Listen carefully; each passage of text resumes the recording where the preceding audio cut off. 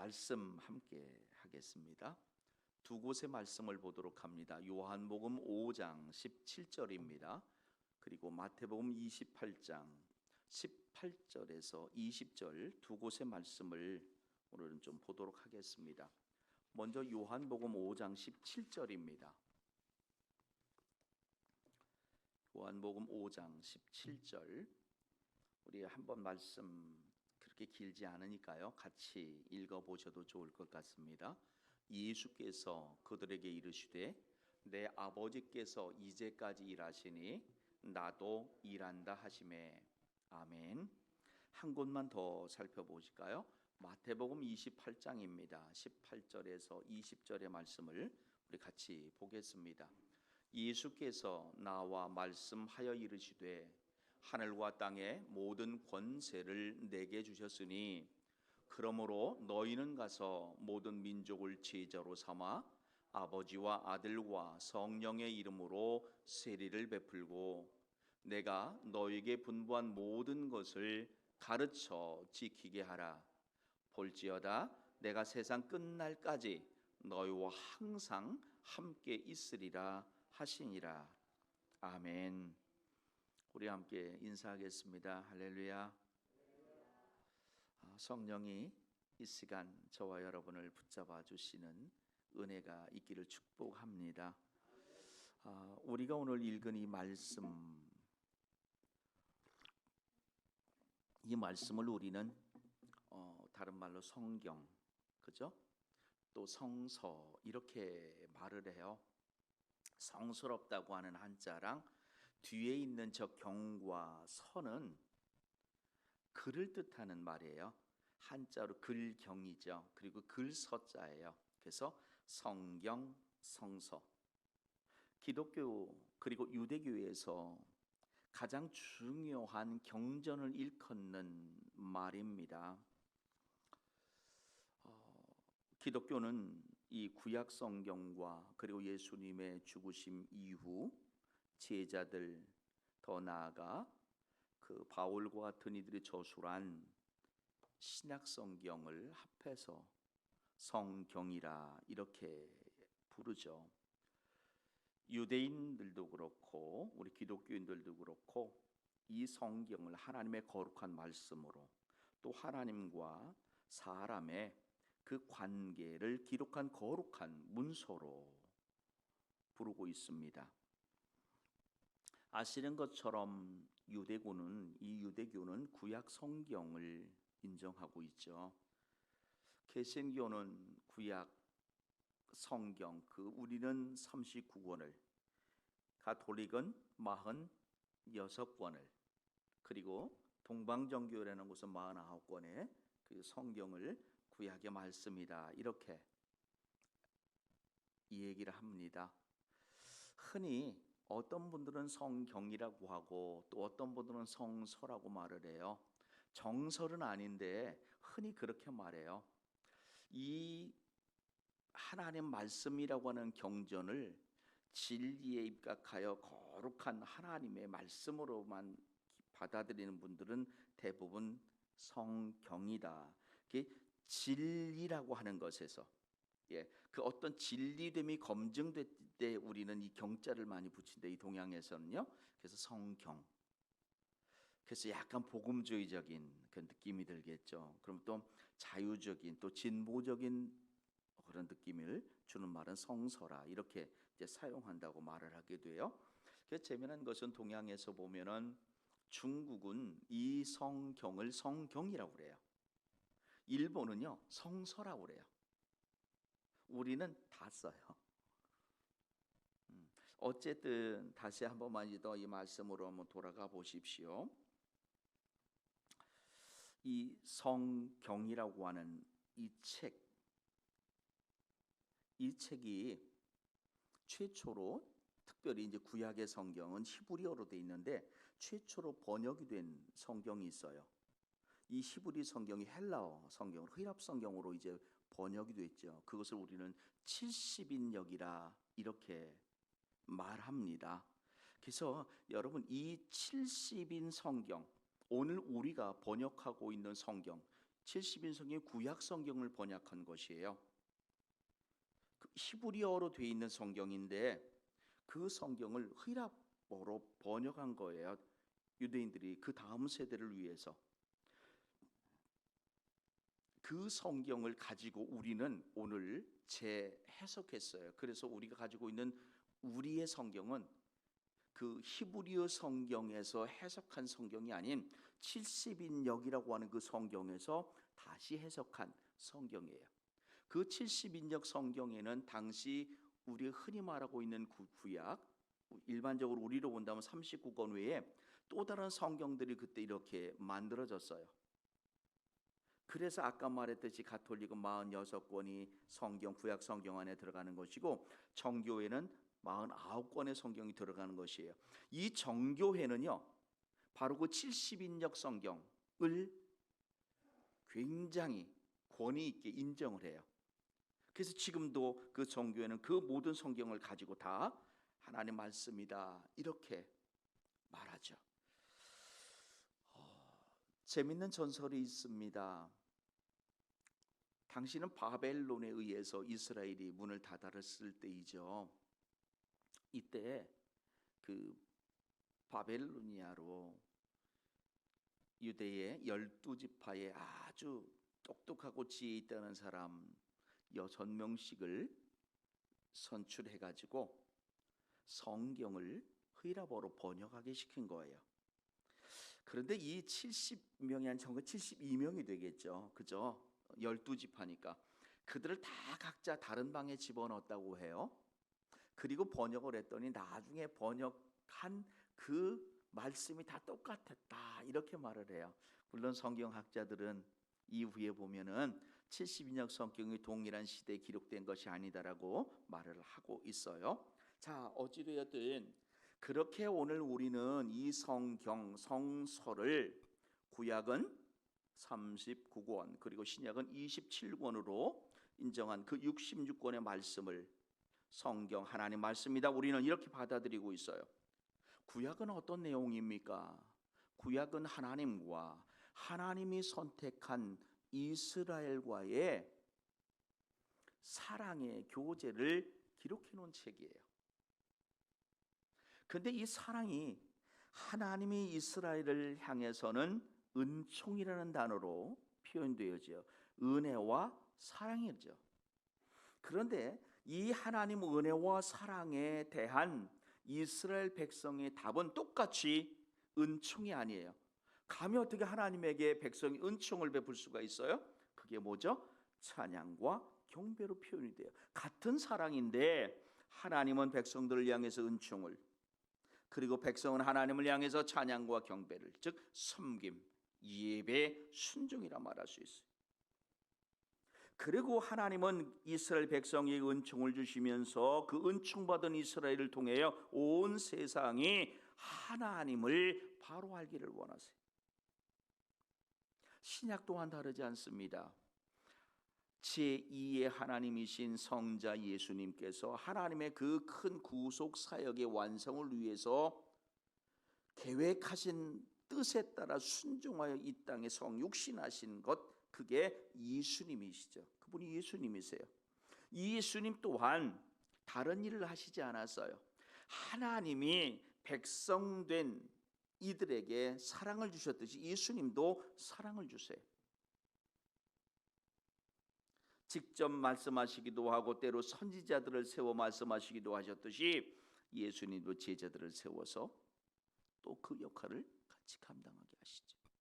이때 예수님이 그 이스라엘을 향해 주신 사랑 또한 은총이에요.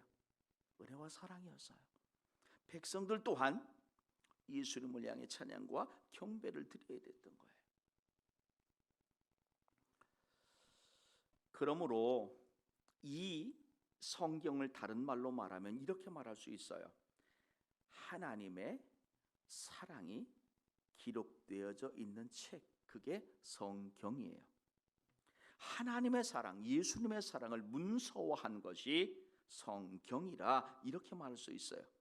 그래서 어떤 분들은 신약과 구약에 있는 그 1189장의 말씀을 다 요약을 해요. 그 엄청난 말씀을 단 한 절로 요약하니까 요한복음 3장 16절에 있는 바로 그 말씀 같이 한번 읽어보겠습니다. 하나님이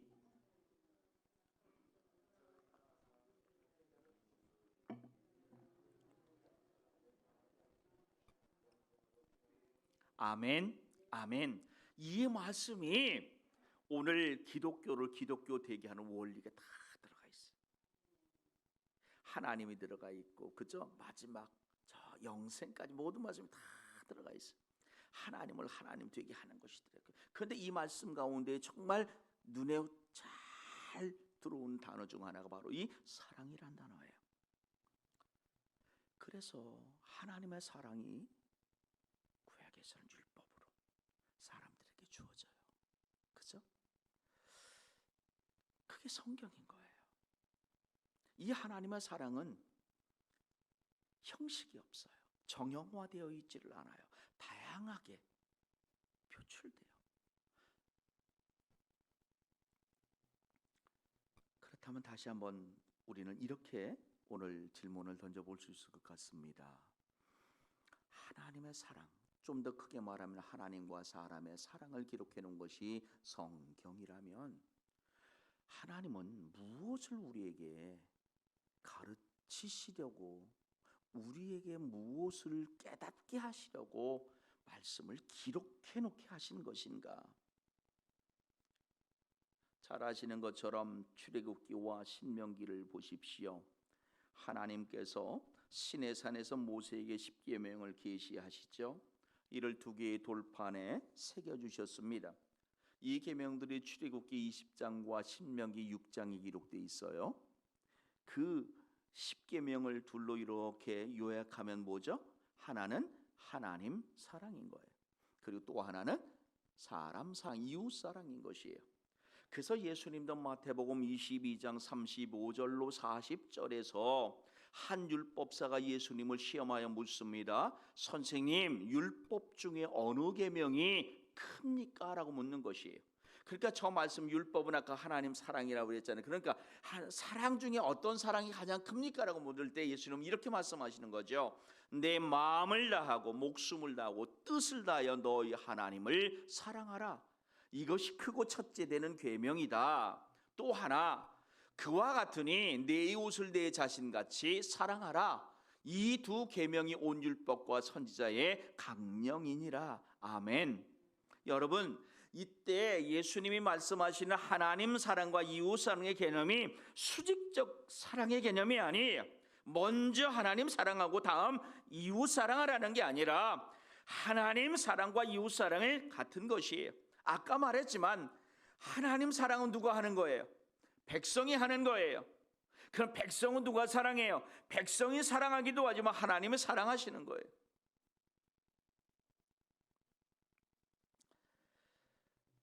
사실 마태복음 22장 35절에서 40절에서 예수님께서 다시 말씀하시고 있는 그 사랑에 대한 계명, 그 말씀이 바로 오늘 아침 저와 여러분이 함께 읽은 요한복음 5장 17절, 아버지께서 이제까지 일하시니 창조적 계속 사역이라고 말해요. 하나님의 창조는 창세기에서 끝난 게 아니라 계속해서 섭리하세요. 계속해서 우리에게 개입하시고 계세요. 아멘.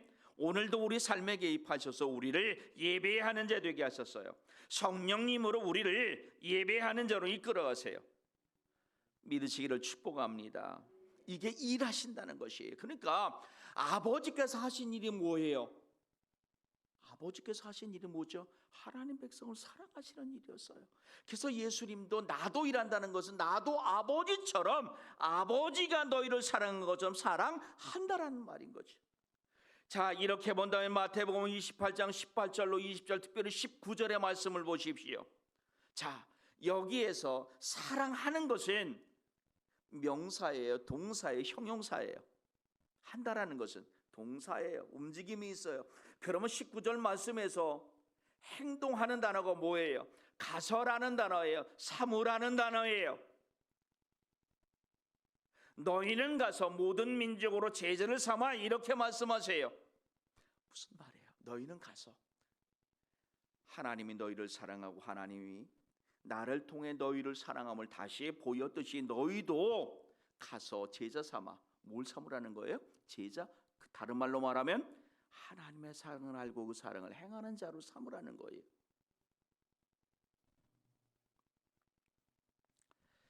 그러므로 여러분, 오늘 성경에서 제자를 삼는다는 말과 그리고 또 일하신다고 하는 이 말은 하나님 사랑을 드러내는 것이에요. 하나님 사랑을 보여주는 것이에요.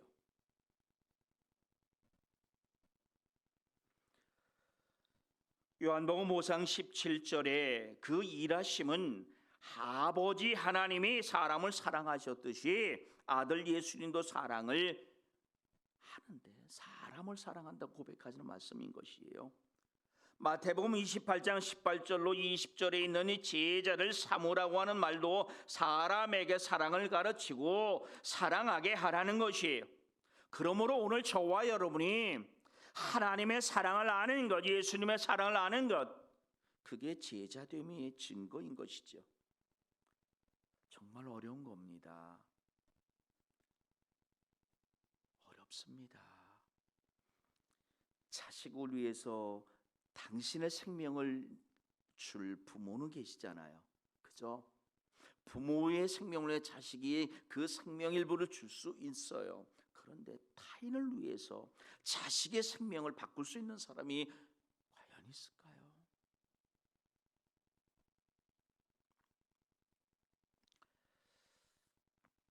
그러므로 마태복음 28장 18절로 20절에서 예수님은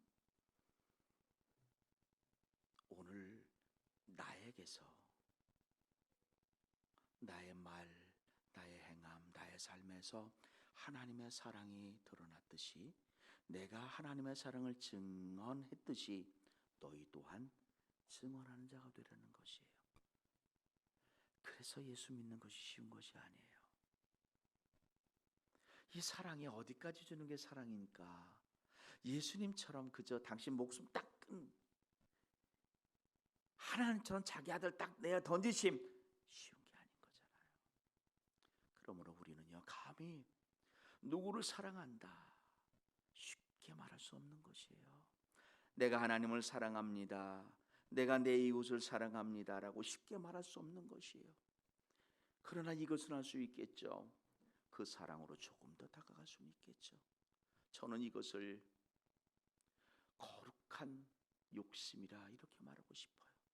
오늘도 예배모로 하나님 앞에 조금 더 한 걸음 더 하나님 사랑으로 더 다가가는 삶이기를 축복합니다.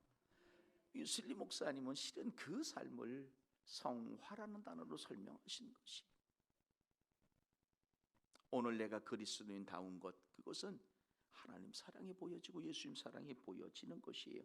그래서 요한일서 4장 7절로 8절에서 이렇게 말합니다. 다 같이 읽습니다. 사랑하는 자들아, 우리가 서로 사랑하자. 사랑은 하나님께 속한 것이니 사랑하는 자마다 하나님으로부터 나서 하나님을 알고. 아멘. 8절은 하지 않아도 될 것 같아요. 사랑하지 않은 자는 하나님에게 나지 하나님 알지 못한다는 것이, 이건 읽을 필요 없어요. 이따가는 우리 7절 말해요. 사랑하는 자들아. 아멘. 그래서 오늘 우리의 사랑의 기준은 어딜까 봤더니요, 내가 내 자녀 사랑하는 그 일부만이라도 내 주위를 사랑할 수 있다, 우리 공동체를 그렇게 섬길 수 있다면,